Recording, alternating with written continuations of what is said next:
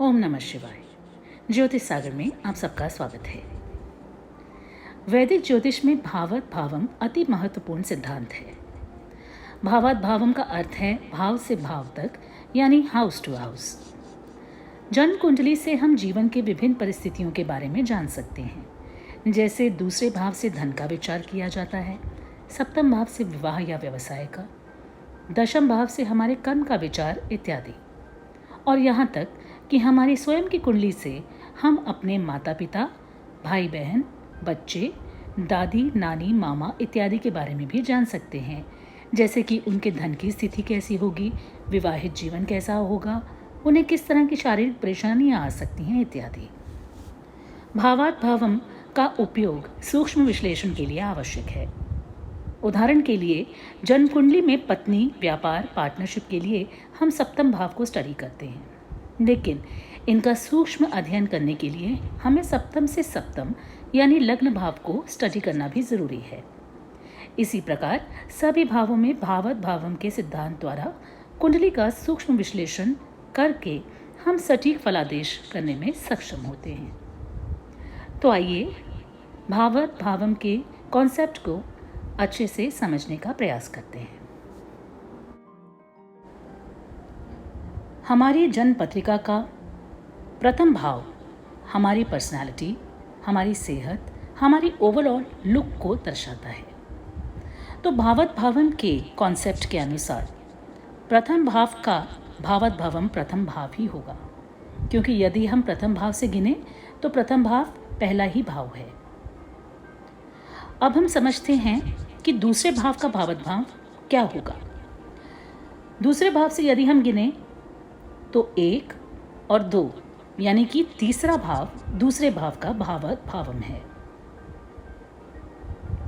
उसी तरीके से यदि हम तीसरे भाव का यानी हमारी कम्युनिकेशन, हमारा पराक्रम, हमारी बातचीत, हमारी छोटी यात्राएं, हमारी हॉबीज़, अगर हम इसके बारे में जानना चाहते हैं सूक्ष्म तरीके से, तो हम भावात भावम का इस्तेमाल करेंगे।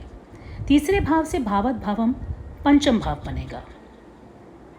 पंचम भाव हमारे हॉबीज़ के बारे में बताएगा, हमारे पराक्रम के बारे में बताएगा। उसी तरीके से पंचम भाव से भावात भावम का भाव होगा नवम भाव।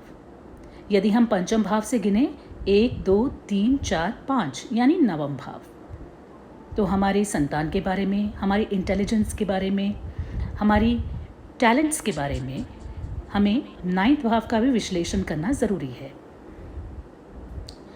उसी तरीके से यदि हमें वैवाहिक जीवन के बारे में देखना है तो सप्तम भाव का भावात भावम बनेगा प्रथम भाव।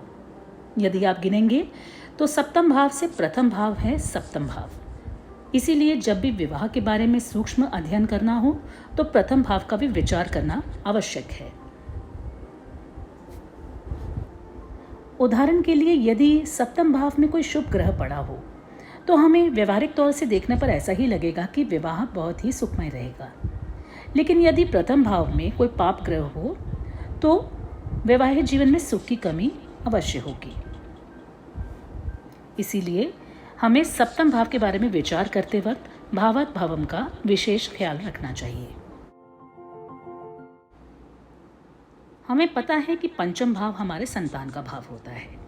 यदि हम अपनी संतान के वैवाहिक जीवन के बारे में जानना चाहते हैं तो पंचम भाव से सप्तम भाव उनका वैवाहिक जीवन दर्शाता है।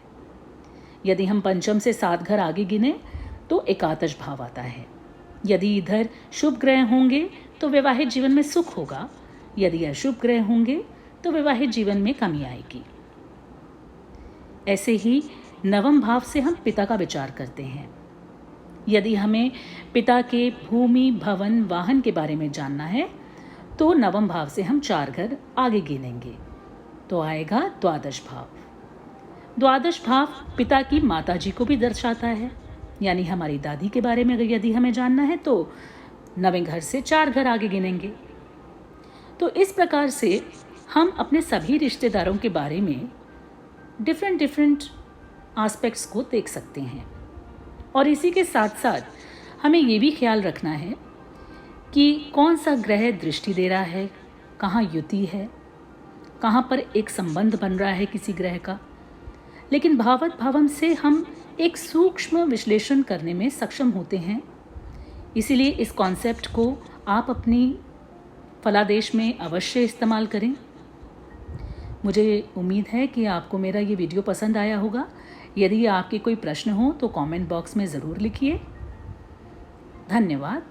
सर्वसिद्धिरस्तु। ओम नमः शिवाय।